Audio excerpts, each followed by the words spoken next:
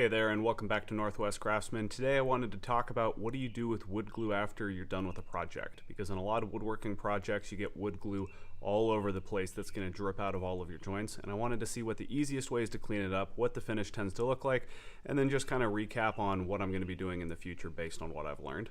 What you see here is a combination of poor planning on my part on not being able to get the tarp underneath my workbench all the way through, and then also just the natural process of the wood glue dripping out of all of the joints and getting onto both the floor and the tarp.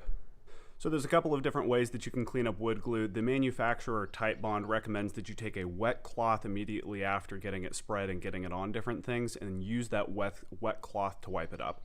I tried that both on my workbench and on the concrete, and I'll show you what those two results look like.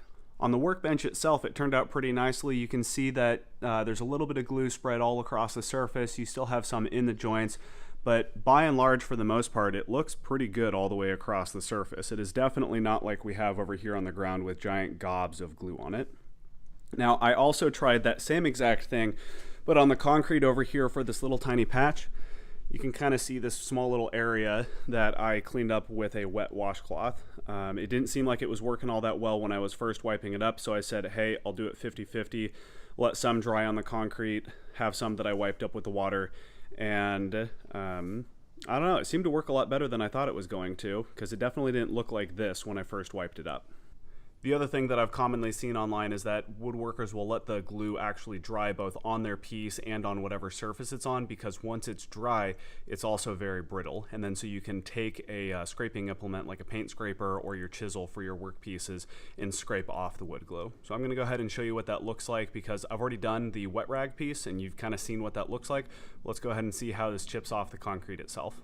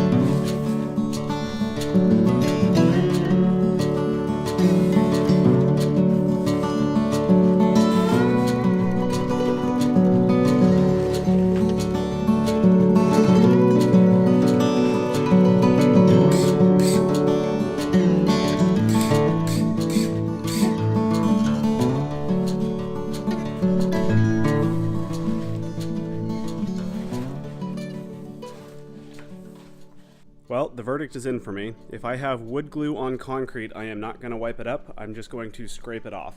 And I'm going to see how well these spots disappear, but overall, the actual glue itself came off the surface really nicely. So here's the spot that I wiped with a wet rag. Here's the spot where I scraped it off. And I don't know if I do this on any of my actual wood pieces, because I don't know how hard it's going to be on my tools. But at least when I get wood glue on concrete, I'm just going to let it dry and then I'm going to scrape it off. Thanks for joining me today. If you like this kind of content, feel free to like, subscribe, and comment, and also follow us on Instagram at Northwest Craftsman. Have a great day.